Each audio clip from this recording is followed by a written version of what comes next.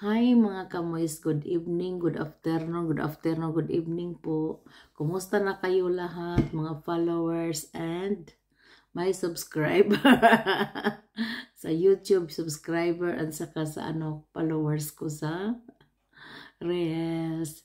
Thank you very much mga kamoys for watching my videos, and today maggawa ako ng maraming gawain mga kamoys. I will tell you, kahapon nagpunta ako sa choir sa Wednesday at saka uwi ako nag-start na ako, mag-work pa ako after sa choir mga kamoys.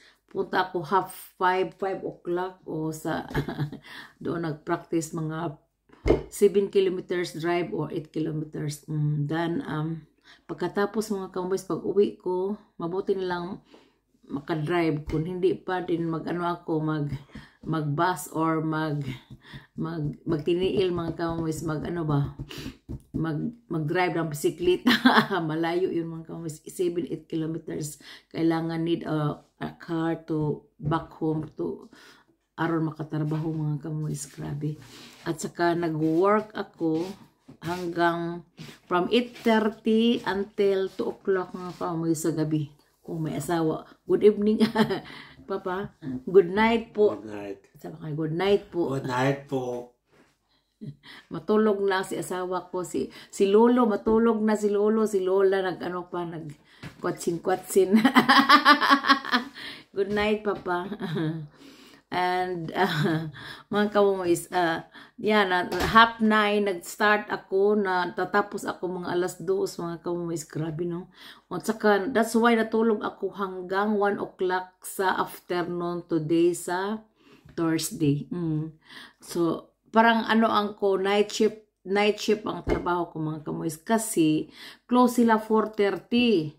Then kailangan ako 5 o'clock, 6 o'clock doon, pero kahapon I'm very late kasi nag-practice pa kami sa choir kasi may misa kami in this month o sa 26 pala anniversary and misa nga normal at saka anniversary yun mga kamoys. I don't know how many years, 18 or 19 na kami. Nakalimutan ko. Sa Catholic Church yun. Ang 27 mga kamoys is naman sa Pentecostal PMCC Fort Watts sa 27 sa October. Kailangan kami din may Thanksgiving at saka anniversary. Dalawang churches ko mga kamoys, dalawang church, Pentecostal at saka Catholic Church. Kasi nag 50-50 lang ako, 50 sa Catholic, 50 sa Pentecostal. Sinabihan ko na ang pastor sa Pentecostal na 50-50 lang ang pag-attend ko sa churches nila. Kasi nagustuhan ni asawa ko, that's why magpunta siya sa Pentecostal PMCC Fort Watts. Yung pagpunta niya sa Catholic, uban-uban lang sa ako mga kamoys. Pero ang niya na the best nga na he found very well nga yung Bible, Bible talaga, kasi nag-follow siya sa Bible, not Holy Rosary. Ako hindi man ako mag-rosary mga kamoys, alam mo, hindi ko mag-rosary, pero bago ako matulog, ako ng one Our Father on 3 Hail Marys, on mito ako, I'm always praying before I'm sleeping. Ito lang, at saka manalangin mga kamoys. Ito ang importante. Wala man sigurong relihiyon nga nakasave sa tao mga kamoys. So I believe God directly. Hindi naman ako naniwa. So noon ako ng Senyor Santo Niño, nagdeboto, pero hindi ko din siya hinayaan ang Santo Niño. I believe also Santo Niño. So since all yung sa Bible, sabi ko nga 50% sa Catholic, 50% sa Pentecostal. Mga kamomays, I will nag-ano ako mga kamuis, nag-arrange ako sa, I will tell you, nag-arrange ako, so ang unang-unang nagawa ko pag mata ko ngayon, natulog pala ako mga kamuis, so 1 o'clock ako wake up, darating si anak ko, mga alauna imidya, alas 2 pala, ang nangain kami, ano ako ng Pangasius fish, tingnan niyo mga kamuis, tinula ko sa ano lang, frozen lang yung mga kamuis. Anong naiwan mga kamuis? Buto na lang. Oh, ikog. Ikog is yung buntot. Masarap mga kamuis. Nilagyan ko ng lemongrass is tanglad. Mga dahon sa sibuyas. Ginger. Bay leaf. At saka hindi magic sarap kundi asin at pepper lang kamuis. At saka pagkatapos nag-bake kami ng nag-banana cake. Ipakita ko sa inyo ang banana cake din mga kamuis. Ano na lang, kalahati na lang mga kamuis.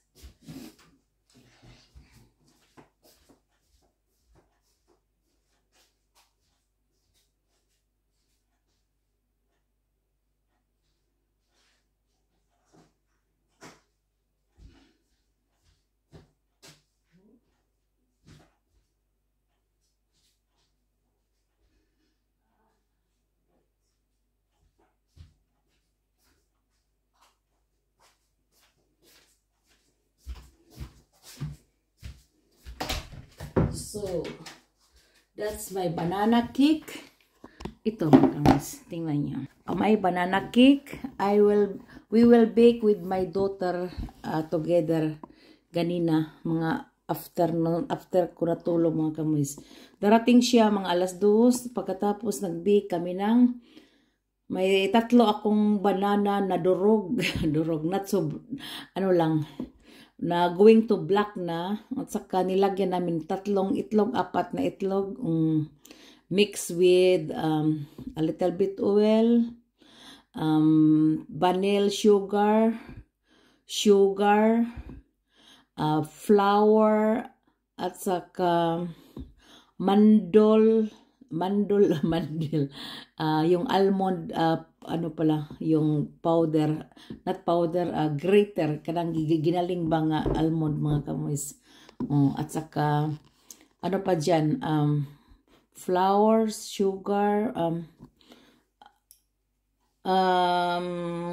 so, ang 3 banana, giquits is a little bit, ginagmay ba? Gigagmay ko mga kamuis, like this ba, samtong ako ko ano kanang gidurog ko ba, gidokdok og maayo og martilyo mga kamuis. Dinorog, gikuan ba, ana, pariha o kanang cartofel smash. Ito ang ginawa namin sa banana. Pagkatapos nilagay ang oil, sugar, vanilla sugar, 3 eggs, banana, flour, ano pa yung mga ingredients, marami mga kamuis, oil, at saka binake namin ng 1 hour sa 160 or 150 yung temperature sa oven. Basta kay ito ang ginawa namin. So like that. So dito, so like this. So like that.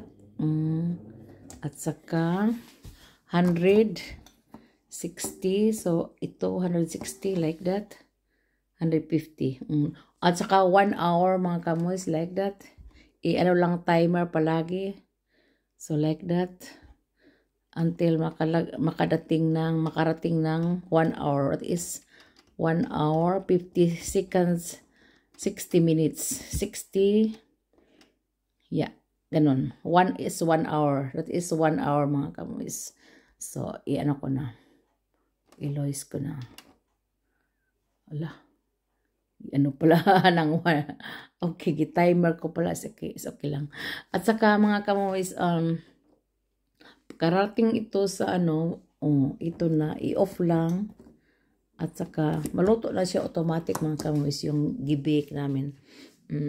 At saka pantay ang pantay ang pagluto niya mga kamoys. So today, mag-ano naman ako, pagkatapos nito mga kamoys, natulog ako ng 2 hours, 3 hours. Grabe no. Tulog-tulog lang ako mga kamoys kasi I'm very tired. After naman, wake up naman ako, nanihapon with my husband. Nanihapon kami ng isda at saka sa kanya bread. At saka pa nga kamoys, pagkatapos, punta ako sa underground, wash sa mga nilabhan. Di ra ba maugang maayo mga kamoys, pero uga-uga na siya kasi ano lang, wala pa kaming heater. Pero wala pang winter dito, autumn pa mga kamoys. Autumn but warm, a little bit warm, 17 grade.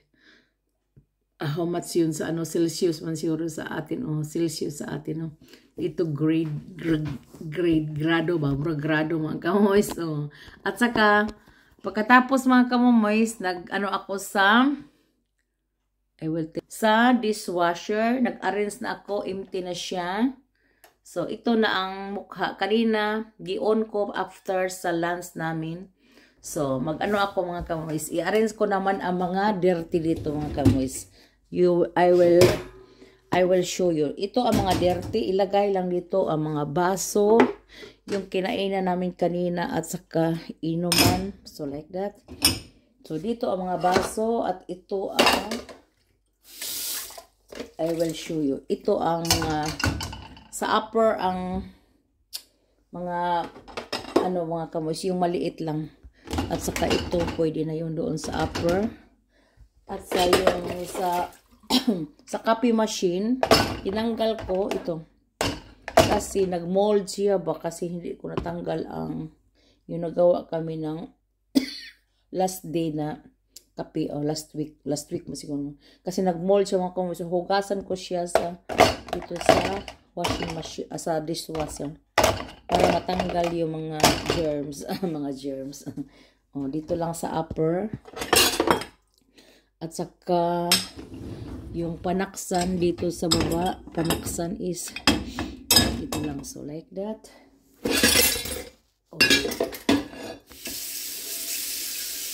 Yung mga plato. Mag-arrange ako mga kamoys, pero mga after 3 days, i-on ko yun. Kasi kami na lang dalawa ni asawa ko. So, dito yun sa upper din. So, like that. I-arrange ko pa yun together kung mag-on sa dishwasher para ano siya ng marami doon mga kamoys. Marami ang masulod dito mga kamoys. So, like that. At saka luwag dito lang sa kilig-kilig. At yung kutsara, isaggregate yung mga kamoys like that. Kutsilyo, isaggregate yun. May basket na siya doon. So, may basket na siya doon mga kamoys. At saka kutsilyo, kutsara, tinidor. Isaggregate na yun siya para pag on mo, matapos yun, automatic na sila dry mga kamoys kasi parang din may sabon, may downy, parang parang washing machine. Pero ito sa plato lang yun mga kamoys. Sa plato lang yun. At saka ito. So like that. I-close ko na. Ito lang ang mga dumi ngayon after sa after sa lunch namin after sa dinner namin. Dinner na ginagmay lang mga kamoys. Not a dinner na maraming putahi. Lang. Bread at saka mine is fish. Fish. So, at saka pagkatapos mga kamoys, magawa ako ng apple cake. Dahan-dahan lang kasi mahina ang kalaban. Magtupi muna ako ng nilabahan mga kamoy. So, dito lang ako sa kusina. Kasi dito sa kusina is maliit lang at saka is warm dito mga kamoy. At saka nagsindi ako ng kandila doon sa sa lutuan namin. Doon ko inilagay lang para ma-warm dito wala pa kaming heater, not on mga kamoy kasi 17 grade plus hindi pa malamig talaga, hindi. At saka, pag malamig na mga kamoys, doon na ang heater namin i-on. Kasi mahal ang heater dito mga kamoys. Mabuti na lang pagbalik namin sa holidays namin, nabalikan kami ng pera. Blessing din mga kamoys. Maraming nagasto sa Pilipinas. At saka maraming nagasto sa Pilipinas at saka nabalikan kami ng mga blessings mga kamoys. Yeah. Palagi kaming nag-tour kami doon sa Bohol, sa Camotes, sa South Cebu, at saka with my family na pagdating ko sa Camotes kasi mahirap din mga kamoys pag sabihan mo na huwag kang kailangan may banding din sa pamilya natin no? So tingnan ninyo mga kamoys, after sa COVID, hindi na ako nakapunta sa Pilipinas. 2018, 2019, successive yun kami ni asawa. Pero pagka 2020, di ba, nag-COVID, 2021, COVID. 2022, wala ng COVID. At saka, ngayon lang kami nakabakasyon this year, 2024. At saka, walang pera mga kamoys. That's why nga, mahal ang pliti sa airplane ba? Kailangan mga kamoys, magbinta ng bahay. Ibinta ang bahay para makahalide. Pero hindi namin nabinta mga kamoys. Thank you Lord, ang mga anak nagpliti, yung mga anak ang nagpliti sa amin. Siya mga kamoys, yung ticket tag 1,400 pero sabi nila 1,000 lang daw ibalik sa kanila. Balikan namin, binilikan namin sila. At saka and iba naman ang project ngayon. So after 4 years nagkuha ako ng kaldero mga kamoys na mamahaling kaldero. That's cost a lot money but is very very worthful is worth pwede daw ako maprinda sa atin pag walang pera. Pwede daw ako maprinda sa Palawan. Para ko nung mga kamoys, parang gold. Sabi nga nila kasi mahal na mga kaldero. Nangutang kami mga kamoys 4 years. 4 years bayad, hulog-hulugan ba? Gusto ko yun kasi that is good for kasi senior citizen na kami but still working. So as long as I work, ito na ang project ko hanggang mamatay.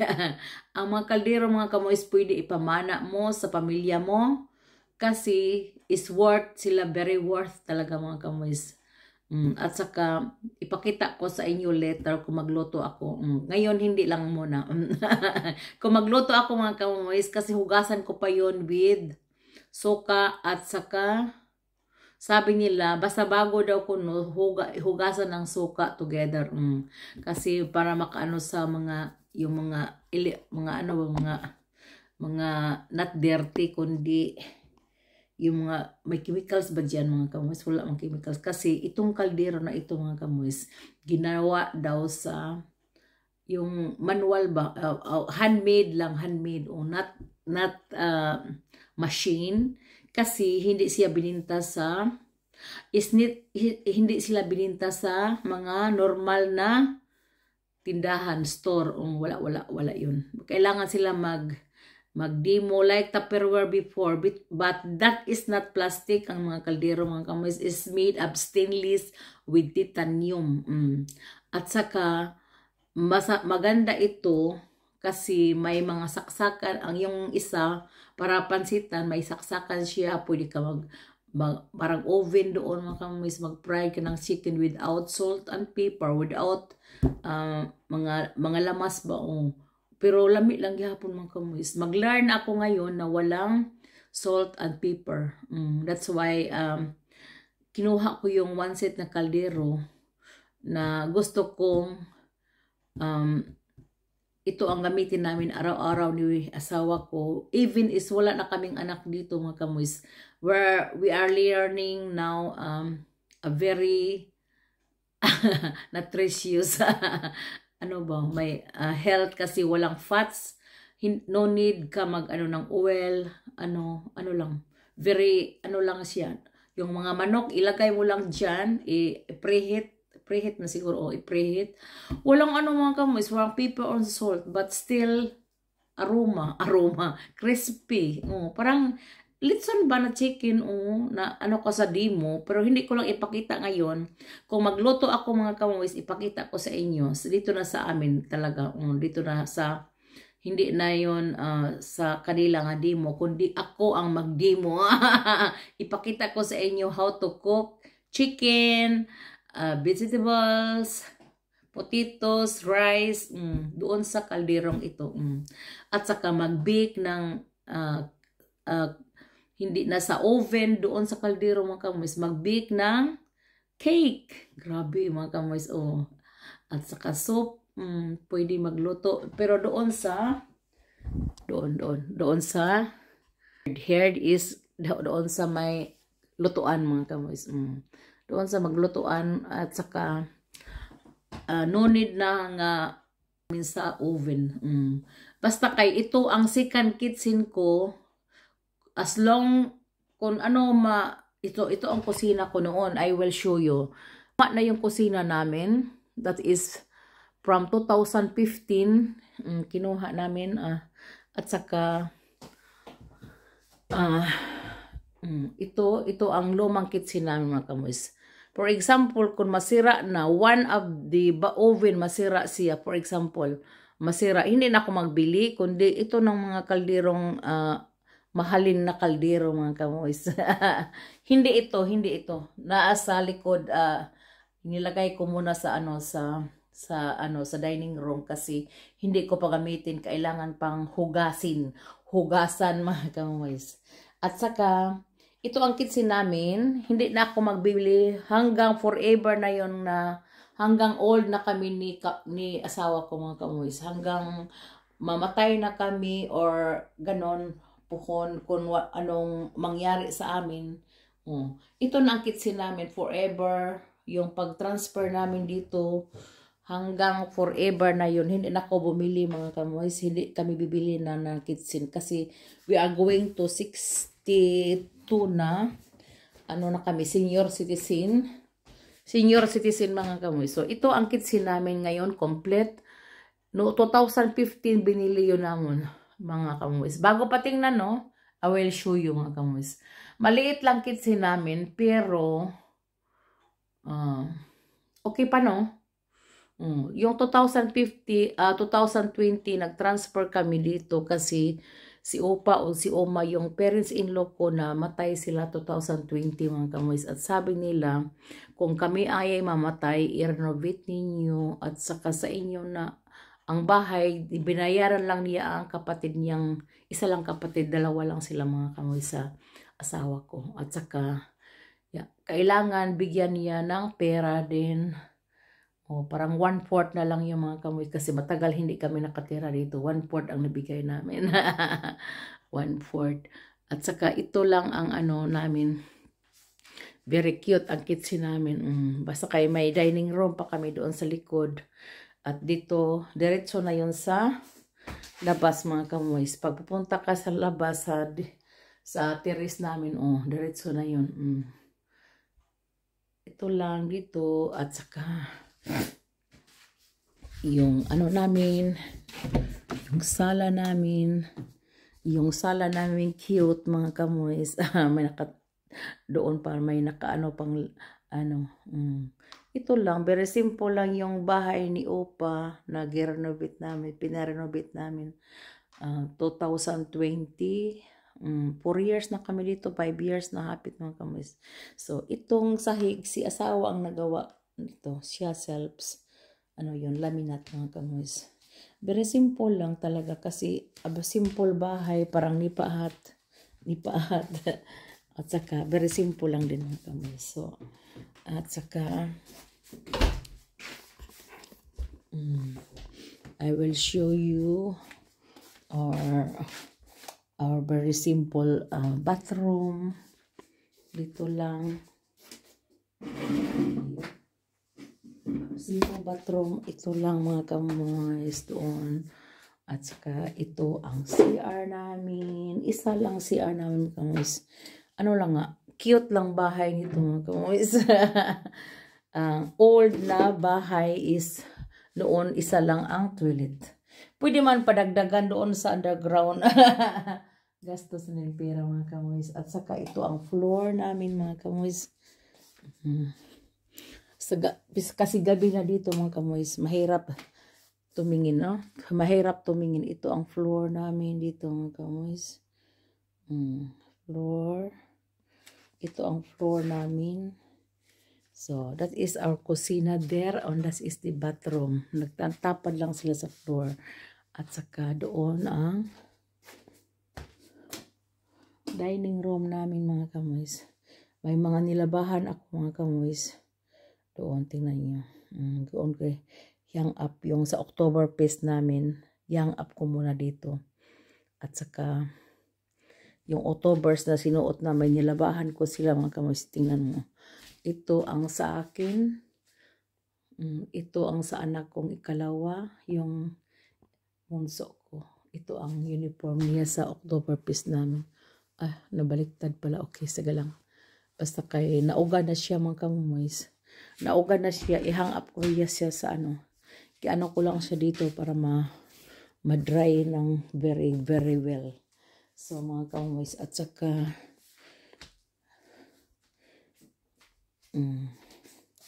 dito lang mga kamoys. At saka doon upstairs, ang mga kwarto doon sa taas mga kamoys. Doon lang. Very tok-tok yung mga kamoys, kwarto sa mga bata pag at saka ang kwarto namin, ito ang main door namin mga kamoys. Ano ko, main door namin, i-open ko.